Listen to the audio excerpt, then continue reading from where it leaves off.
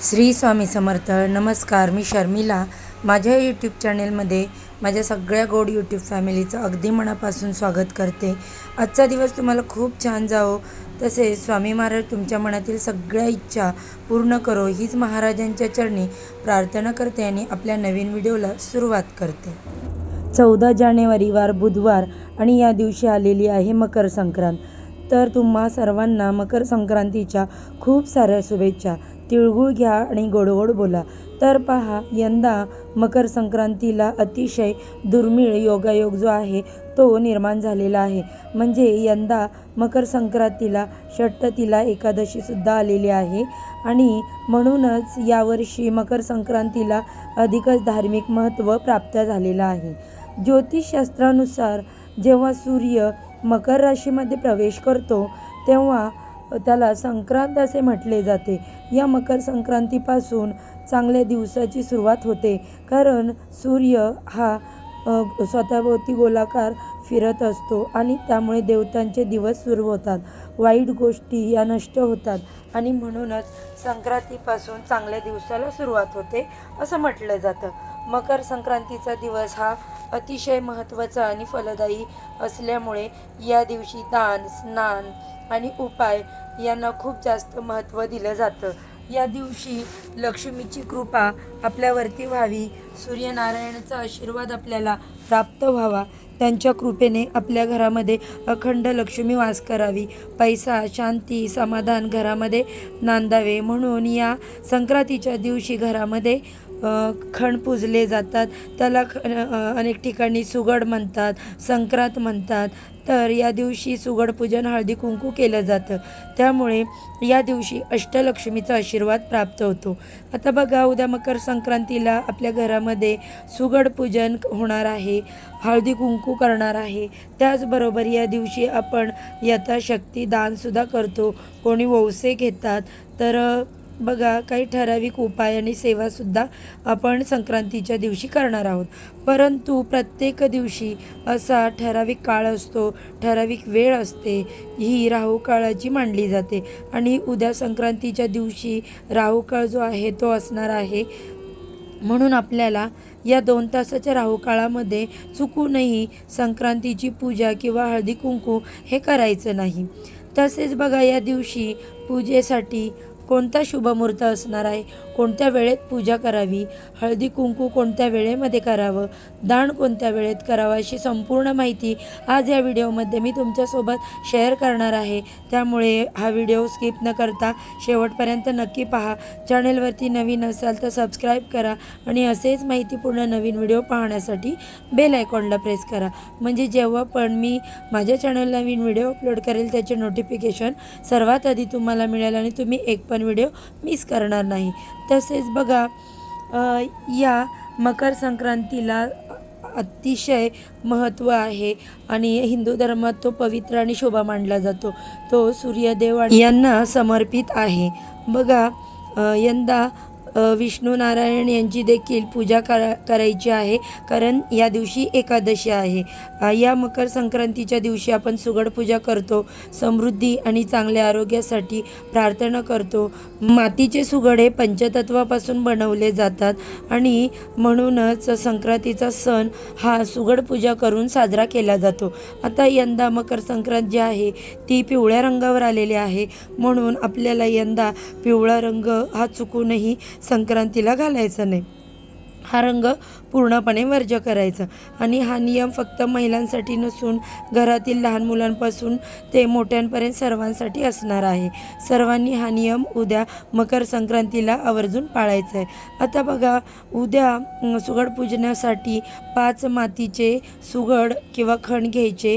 प्रत्येक स्त्रीसाठी 5 सुगड घेतले जातात. आता बघा, तुमच्याकडे जशी पद्धत आहे त्या पद्धतीने तुम्ही त्या संख्येमध्ये तुम्ही सुगड संख्या घेऊ शकता. सुगडांची पूजा करण्या अगोदर आपल्याला सुगड जे आहेत ते व्यवस्थित धुवून पुसून घ्यायची आणि त्यामध्ये आपल्याला नवीन आपल्या शेतामध्ये जे पिकलेलं धान्य असतं, भाज्या असतात, तर त्या वौसा म्हणून भरायच्या असतात. त्यामध्ये प्रामुख्याने हरभरा, गहू, तांदूळ, ऊसाची जे कांडे असतात ते, बोरं, पावट्याच्या शेंगा, त्याच्यानंतर वाटाण्याच्या शेंगा, तीळ, हळदी, कुंकू, हे जे काही साहित्य आहे तर ते सर्व टाकायचं असतं. आता या सर्व वस्तू तुम्हाला त्या सुगडमध्ये भरायच्या आहेत आणि हे सुगड पूजन करण्या अगोदर तुम्हाला सर्वप्रथम एक दिवा प्रज्वलित करून घ्यायचा. पाटावरती छान लाल रंगाचा कपडा टाकायचा आणि त्यावरती तुम्हाला हे सुगड जे आहे ते व्यवस्थित मांडून घ्यायचे.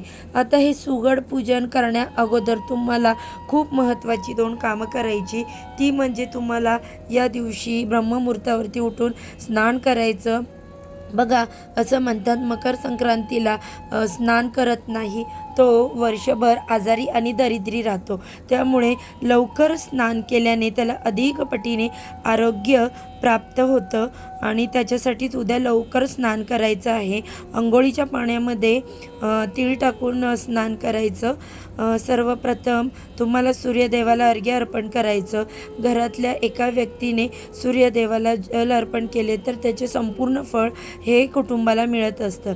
जल अर्पण करताना कलशात शुद्ध पिण्याचं पाणी घ्यायचं. त्यामध्ये थोडेसे पांढरे तीळ टाकायचे, हळद, कुंकू, अक्षदा, फुलांच्या पाकळ्या टाकून हे सूर्यदेवांना अर्पण करायचं. तसेच बघा, तुम्हाला सूर्यदेवांसमोर बाल्कनीमध्ये टेरेसवरती दिवासुद्धा लावायचा. यामुळे घरामध्ये सुख, शांती, समृद्धी नांदते आणि घरातील दरिद्रता दूर होते. सूर्यदेवाला जल अर्पण केल्यानंतर तुमच्या घरातील लगेच देवांची विधिवत पूजा करून घ्यायची आणि यानंतर तुम्हाला सुगड पूजन किंवा खंडपूजन आहे ते करायचं. चुकूनसुद्धा तुम्ही या दिवशी सूर्यपूजनाच्या अगोदर सुगड पूजन जे आहे ते करू नका. कारण हे सुगड पूजना अगोदर आपल्याला सूर्यदेवांची पूजा करायची असते. म्हणून हा मुख्य नियम जो आहे तो तुम्हाला आवर्जून पाळायचा आहे संक्रांतीच्या दिवशी. सांगितल्याप्रमाणे तुम्हाला हे खण पाटावरती मांडून घ्यायचे. एका पानावरती तुम्हाला विडा ठेवायचा, ज्यामध्ये तुम्ही हळकुंड, खोबऱ्याचा तुकडा, एक बदाम आणि हळद, सुपारी या 5 वस्तू ज्या आहेत त्या तुम्हाला त्या विड्याच्या पानावर ठेवायच्या. यानंतर तुम्हाला सर्वप्रथम गणपती बाप्पांची पूजा करून घ्यायची. मूर्ती असेल तर मूर्ती ठेवा तिथे, नाही तर सुपारी ठेवा. त्यानंतर बघा, बाप्पांची पूजा केल्यानंतर तुम्हाला जे खण आहे ते पूजून घ्यायचे. आता आपण पाहूया या कोणत्या 2 तासांमध्ये आपल्याला ही जी मकर संक्रांतीची पूजा किंवा मग सुगड पूजा आहे तर ती करायची नाही. तर बघा, हा जो राहू काळ असतो तो 1-1.5 तासाचा असतो. तो अशुभ मानला जातो. तो राहू काळ कोणत्याही शुभ कार्यासाठी, पूजेसाठी, दानासाठी वर्ज्य मानला जातो. तर या काळामध्ये आपण दान, पूजा केली तर त्याचं आपल्याला फळ कोणतंच मिळत नाही. उद्या 14 जानेवारी 2026 रोजी राहू काळ असणार आहे. 11:26 ते 1:49 आणि म्हणूनच आपल्याला या राहू काळामध्ये खणपूजन करायचं नाही किंवा संक्रांतीची पूजा करायची नाही, वौसा घ्यायच्या नाहीत. या काळात अजिबात ही शुभकार्य करायची नाही. आता या दिवशी सुगड पूजनासाठी किंवा संक्रांती पूजनासाठी कोणता शुभमुहूर्त असणार आहे? सकाळी सूर्योदयापासून ते दुपारी 12 वाजेपर्यंत संक्रांतीची पूजा करण्यासाठी शुभमुहूर्त असणार आहे. या काळामध्ये तुम्ही जे काही सुगड पूजा आहे, खंड पूजा आहे, जी पूजा करायची ती करून घ्यायची. दान करायचं असेल तर दान करायचं. तसेच या दिवशी तुम्हाला दान करायचं असेल तर दानाची वेळ असणार आहे ती दुपारी 3:12 ते सायंकाळी 6 वाजेपर्यंत. तर हा काळ दानासाठी अतिशय उत्तम मानला जाणार आहे. शक्य असेल तर या काळामध्ये तुम्ही दान करण्याचा जास्तीत जास्त प्रयत्न करा. या दिवशी दान केल्याने त्याच्या दुप्पट पटीने आपल्याला फळ प्राप्त होतं असं म्हटलं जातं. म्हणून आपल्या यथाशक्ती दान जे आहे तर ते नक्की करायचं. तसेच तुम्हाला सकाळच्या वेळेमध्ये खडपूजन करणं शक्य नसेल तर आपण त्याला सुगड पूजा म्हणतो, तर ती शक्य नसेल तर तुम्ही दुपारी 3:12 ते सायंकाळपर्यंत करू शकता. तर बघा, बरेच जण हळदी कुंकू करतात संक्रांतीला.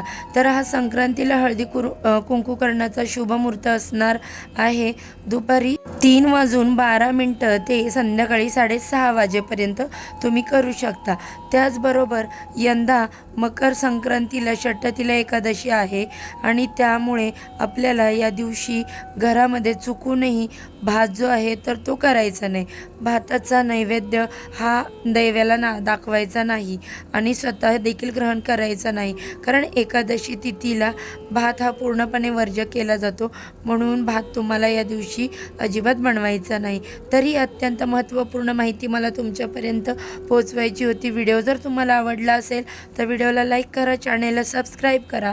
माझ्या चॅनेलवर पहिल्यांदा नवीन आला असाल तर बेल आयकॉन देखील प्रेस करा, ज्यामुळे मी जेव्हा पण माझ्या चॅनेलवर नवीन व्हिडिओ अपलोड करेल त्याचे नोटिफिकेशन अगदी सहजपणे तुम्हाला मिळेल आणि तुम्ही एक पण व्हिडिओ मिस करणार नाही. चला तर मग आजच्या व्हिडिओचा इथे सेंड करते. उद्या अशाच छानशा माहितीसोबत पुन्हा नव्याने भेटू. सर्वांना श्री स्वामी समर्थ.